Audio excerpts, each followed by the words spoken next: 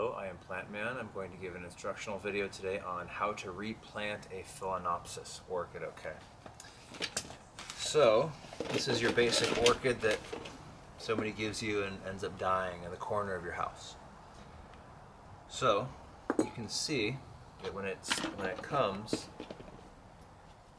it's packed with peat moss. This is all this stuff, which is good to keep. You'll need this. First thing, pull this off, starting with an empty pot. What you're going to want to do is you're going to want to mix. You can go buy orchid mix, where you can use tan bark and peat moss and make your own mix. So the first thing you want to do is take off these poles.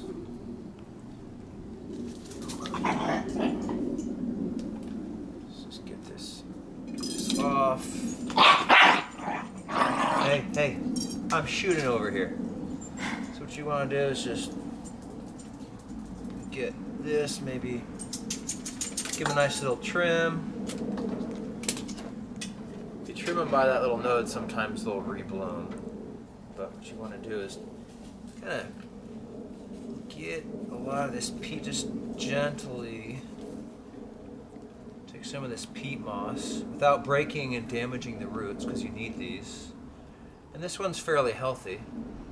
A lot of times these have been on desks or in the corner of your living room, slowly dying and rotting. This stuff keeps its moisture so well, and these are really used to pack these and ship them and keep them moist in stores. And the peat moss does its job, but you want to keep in mind that it's not the best long-term solution to keeping your orchids alive.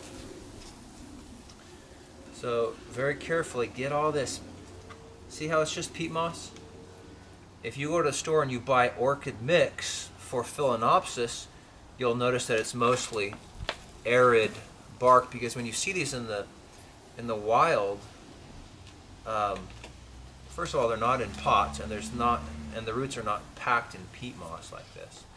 So this is a fairly healthy one, because you can see the roots are still alive. A lot of times you'll see these that, you know, you're ready to replant it and it's just rotted out at the bottom. It got too wet.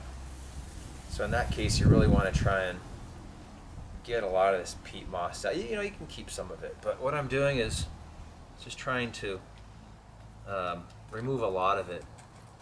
Because you're going to kill orchids by overwatering them. You're not going to kill an orchid from underwatering them. You're going to kill them from not giving them sun. They do want direct sun from the they want direct sunlight, but they want to be indoors. You don't want to put these outside. I just brought these out today to show you. You can see that this is a sign of health. See, it's blooming again, and when you see these roots, this is a healthy sign when you see these roots going crazy like that. So these are all in different levels of being saved. So back to replanting. See all this? You want to get a lot of this stuff out, right? So this is probably ready. You can. This is almost. See how much of this peat moss? There's no bark. This is not something that's going to allow your plant to live for years and keep blooming and impress all your friends, because you keep orchids alive. It's pretty fun when they bloom a second time. And a second time meaning you see this little bloom come out. Almost as enjoyable as having children. So, you can see what I'm doing here. See, I'm pulling all this stuff out. We want to keep this because we're going to need that to mix with the tan bark, unless you go buy, which you can at Home Depot or wherever you are in the country. that the pre-mix stuff's already made, and so this is probably pretty good. So what we want to do, put a little in there, kind of mix it, right?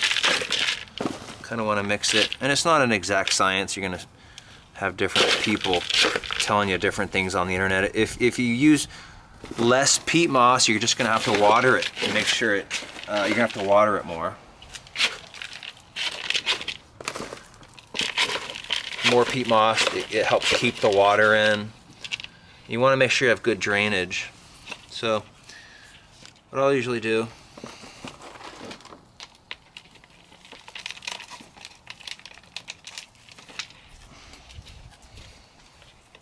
so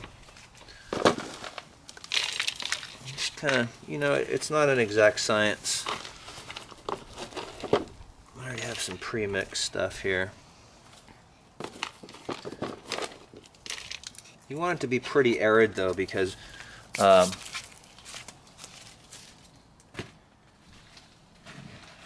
just have a big bag of bark here. You can just mix in some. Just mix it in, and so this is a little bit bigger pot than you need, but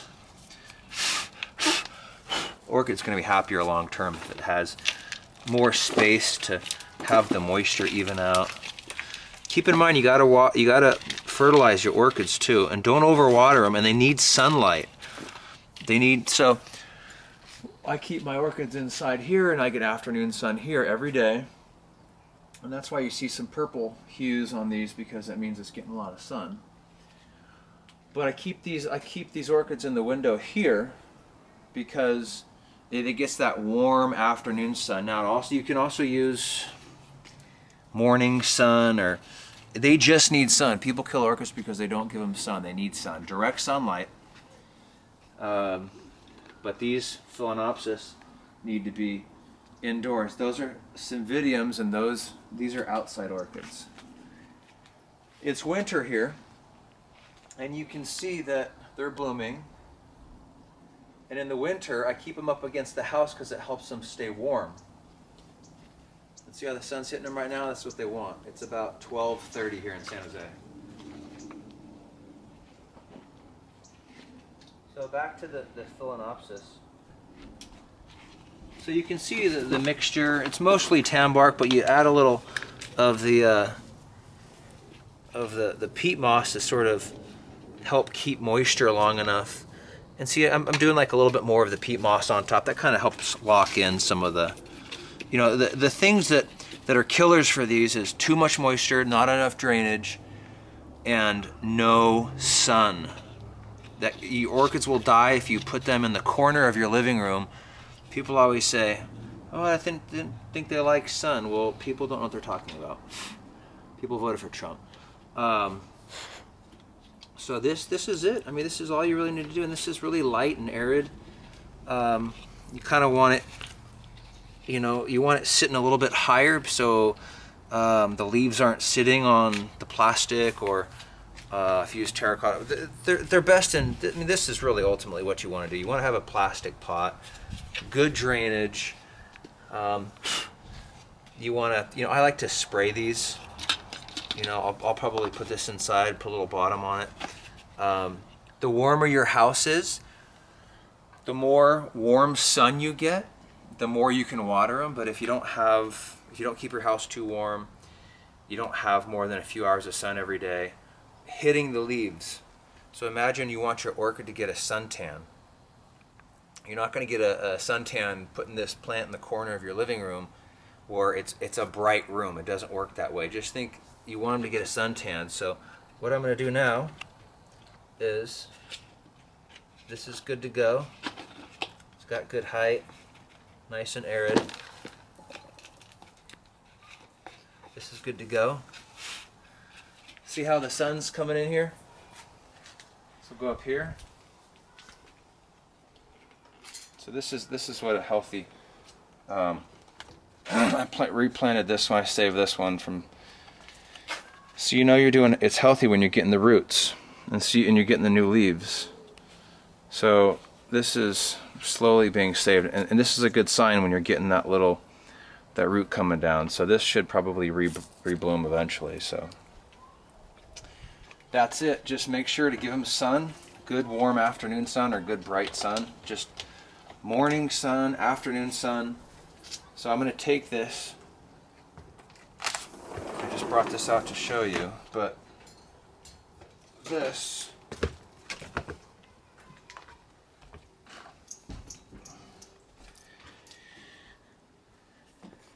so see the sun? It's starting to creep in. And, you know, 3, 4 o'clock, see that one's getting full sun right there. 3, 4 o'clock, this will all be lit up.